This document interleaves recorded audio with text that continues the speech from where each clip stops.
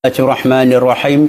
Alhamdulillahirabbil alamin wassalatu wassalamu ala asyrafil anbiya'i wal mursalin wa ala alihi wa sahbihi ajma'in. Subhanaka la ilma lana illa ma 'allamtana innaka antal alimul hakim.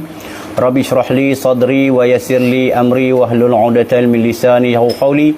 Allahumma 'allimna ma jahilna rabbi faqihna rabbi faqih ahlana fi dinina wasbunallahu wa ni'mal wakil. Allahumma salli ala sayyidina Muhammadin fatih lima ukhli wal khatim lima sabaq nasirul haqq bil haqq wal hadi ila siratikal mustaqim sallallahu alaihi wa ala alihi wa sahbihi qadrihi wa miqdarihi al-azim. La hawla wa la quwwata illa billahil aliyyil azim. La hawla wa la quwwata illa billahil aliyyil azim. La hawla wa la quwwata illa billahil aliyyil azim. Amma ba'd. Assalamualaikum warahmatullahi taala wabarakatuh. Ni'mat majlis Allah.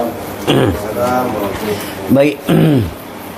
Baik tuan-tuan semua, no? Kita malam ni kita sambung muzakarah kitab kita, kitab Tauhid, kitab Usuluddin, kitab Baqaratul Amani, kitab Baqarah. Tengok tang muka surat. Muka surat apa? Muka surat 2, baris yang ke-7. Tengok muka surat 2, baris yang ke-7. Kita sambung tu. Baik. A'udzubillahi minasyaitonir rajim. Bismillahirrahmanirrahim. Qala mu'allif rahimahullahu ta'ala qala.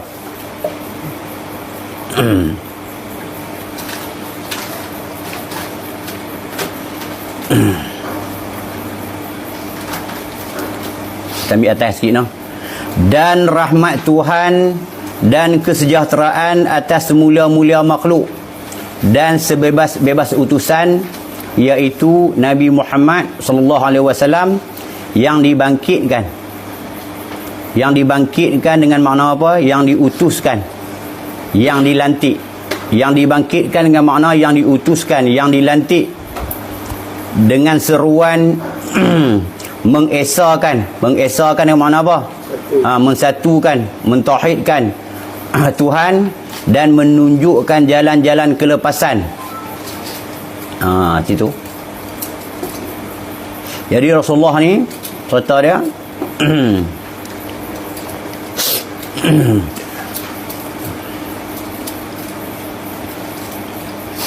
dan rahmat Tuhan. Kan. Dari yang tu. Dan rahmat Tuhan dan kesejahteraan atas semula-mula makhluk. Semula-mula makhluk Nabi Muhammad lah. Kan. Semula-mula makhluk Nabi Muhammad sallallahu alaihi wasallam.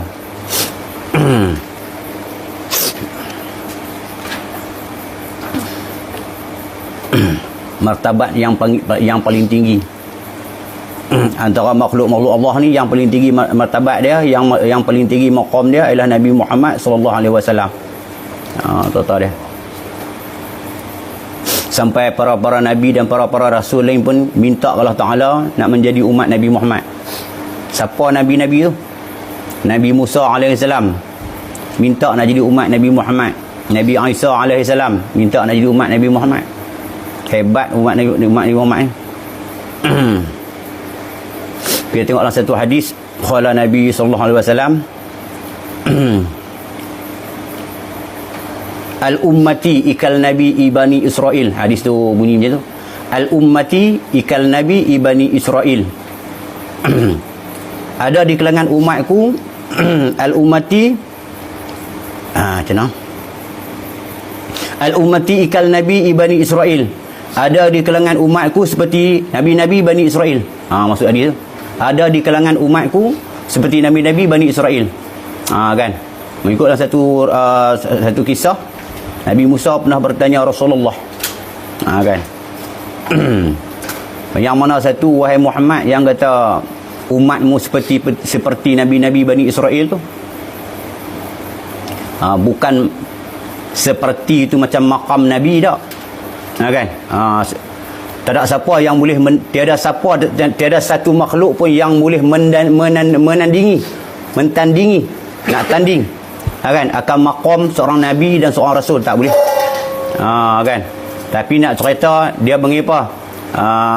Dia tasyabuh. Tasyabuh ni cerita dia. Menyerupai. Kan menyerupai dengan makna menyerupai dari segi apa? maqam dah. Kehebatan ilmu tu, kealiman dia tu. Siapa dia? Nabi Musa tanya.